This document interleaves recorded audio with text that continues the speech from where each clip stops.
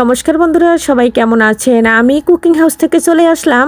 চিংড়ি মাছ দিয়ে পুঁই শাকের একটা রেসিপি করব। সাথে থাকছে একটা আলু। চিংড়ি মাছটা বেছে ধুয়ে পরিষ্কার করে নেব, তারপর আপনাদের সাথে রান্না শেয়ার করব। আমার পুঁই শাকের রেসিপিটা আপনাদের কাছে কেমন লাগলো অবশ্যই জানাবেন। আর আমার পুঁই শাকের রেসিপি আমি কিভাবে রান্না করি সেটা আপনাদের সাথে শেয়ার করছি। একদম অল্প তেল মশলা দিয়ে পুঁই শাকের রেসিপিটা তৈরি করে নেব। আর এভাবে কখনো কেউ রান্না করছেন কি না অবশ্যই বলতে ভুলবেন না।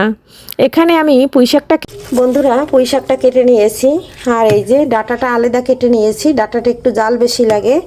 আর এদিকে চিংড়ি মাছও বেছে নিয়েছি। এখন চিংড়ি মাছগুলো ভেজে নেব। বন্ধুরা হলুদ আর লবণ দিয়ে চিংড়ি মাছটা দিয়ে দিচ্ছি। তেলের ভিতরে একটু হলুদ আর একটু লবণ দিয়ে চিংড়ি মাছটা ভেজে নিলাম। চিংড়ি মাছটা ভেজে তুলে নিয়ে আলুটা ভেজে নেব। এখানে একটা আলু কেটে নিয়েছি আর কাঁচামরিচ কেটে নিয়েছি। চিংড়ি মাছটা তুলে রেখেছি। ওই তেলের ভিতরে আলুটা দিয়ে দিয়েছি। এখানে আর হলুদ লবণ দেবো না, এই হলুদ লবণ দিয়েই ভেজে নেব। ফোড়নের জন্য দিয়ে দিচ্ছি জিরা আর কালো জিরা, আর দিয়েছি একটু রাঁধুনি। আর এদিকে কিন্তু আলুটা আমার ভাজা ভাজা হয়ে গেছে। এই পর্যায়ে দিয়ে দিচ্ছি কাঁচামরিচ কেটে রাখা। তবে শাকে কিন্তু পুঁই শাক একটু ঝাল হলে খেতে ভালো লাগে, আর লবণটা একটু কম হলে খেতে মিষ্টি মিষ্টি লাগে। এখন আমি মরিচটা একটু ভেজে নিচ্ছি। এর ভিতরে দিয়ে দিচ্ছি পুঁই ডাঁটা। এখানে পুঁই পাতাগুলো দিয়ে দিচ্ছি। পুঁই শাকটা দেওয়ার পরে এখানে সামান্য পরিমাণে লবণ দিয়ে দিচ্ছি, কারণ আগে একটু লবণ দিয়েছি। আর পুঁই শাকে বেশি লবণ হলে খেতে ভালো লাগে না। এখানে দিয়ে দিচ্ছি হলুদ, আর দিয়েছি ধনিয়া জিরার গুঁড়া। এখন ঢাকনাটা দিয়ে দিতে দিচ্ছি। 2 মিনিট পরে ঢাকনাটা উজলিয়ে একটু দেখিয়ে দিচ্ছি। বন্ধুরা দেখুন এক কড়াই শাক কতটুকু হয়ে গেছে, তার বুঝে কিন্তু লবণটা দিতে হবে। শাক কিন্তু কমে একদম অল্প হয়ে যায়। বন্ধুরা এই যে দেখুন 5 মিনিট পরে শাকটার কিন্তু আবারও ফিরে আসলাম। আর এখানে কিন্তু ডাঁটাটা সিদ্ধ হয়ে গেছে। আর আমি কিন্তু সবসময় শাক রান্না করে একটু হলুদ আর লবণ মানে অল্প মশলা দিয়েই রান্না করি। এভাবে কিন্তু শাক খেতে ভীষণ ভালো লাগে।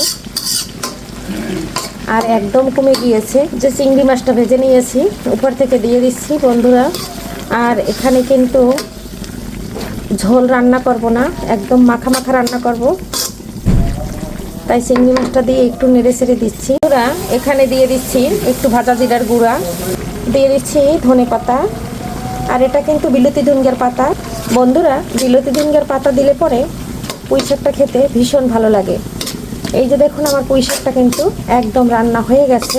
আর আমার কিন্তু একটু জল দিতে হয়নি, একদম কিন্তু যে জলটা বের হয়েছে সে জলেই কিন্তু রান্না করা হয়ে গেছে। আর অল্প জল দিয়ে শাক রান্না করলে সেই শাকটা খেতে ভীষণ ভালো লাগে। আলু ডাঁটা সব সিদ্ধ হয়ে গেছে, এখন নামিয়ে নেব। ফাইনালি কিন্তু শাকটা একদম নামিয়ে নিয়েছি বন্ধুরা। আর কেমন লাগলো অবশ্যই জানাতে কিন্তু ভুলবেন না। এভাবে কিন্তু অল্প জাল অল্প মশলা দিয়ে শাক রান্না করলে ভীষণ ভালো লাগে। পেঁয়াজ রসুনও যে চান দিতে পারেন, আমি কিন্তু এখানে কোনো কিছু ব্যবহার করিনি। আর আমার রান্নাটা কিন্তু ঝটফট একদম করে নিয়েছি। আজকের মতো এখানে বিদায় নেব, পরবর্তীতে দেখা হবে নতুন কোনো রেসিপিতে।